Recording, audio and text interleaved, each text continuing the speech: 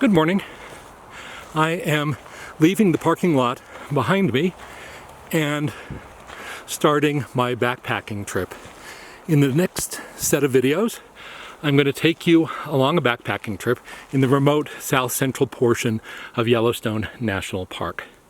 If you look at a map, I'm exploring the area west and south of the Continental Divide, east of the South Entrance Road, and north of the park's boundary with the Bridger-Teton National Forest. This region includes the Snake River Headwaters, which is the main theme of this trip. And I'm going to turn around now and show you the map of the area.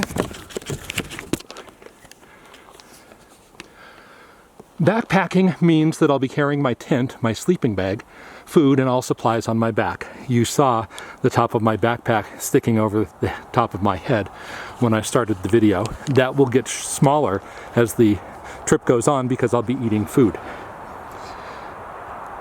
Backpacking obviously requires planning. You don't want to end up in the middle of nowhere without food or without a warm coat. In Yellowstone and in many other national parks, it also requires planning because you need reservations for your campsites. As it turns out, all of my campsites, except for one, are on this map here. I'm planning to be out for 5 nights, and I made the reservations in July. Making reservations that late is late for Yellowstone. The park holds a lottery in the spring for the first batch of reservations. Even though I have reservations, I have to pick up my permit, and I did that this morning, about half an hour ago. The ranger and I talked about the weather, trail conditions, regulations, and the like. In Yellowstone, you also have to watch an 18-minute video at least once each calendar year. It hasn't changed in 2 decades, although the ranger told me that they are working on it now. And here's a sign there for telling us that Heart Lake is 7.4 miles away. And I'll show you this trail for a little bit. I'm going solo, and I only have one car. That means that I have to start and stop at the same parking lot or trailhead. You can sometimes set up a loop trip if there are 2 trails that start at the same parking lot. I've done that in Scenic National Forest. Here there's just one trail, the Heart Lake Trail. As a result, my itinerary is a lollipop route.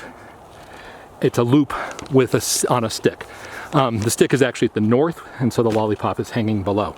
And I have to hike the stick both ways. This is, in fact, the start of the stick. My overall concept for the trip is to visit a part of the park that I haven't yet seen, and to explore the Snake River Headwaters in Yellowstone National Park. I also am revisiting Heart Lake, which I have seen before. It's one of my favorite parts of the park, and I'll show you that.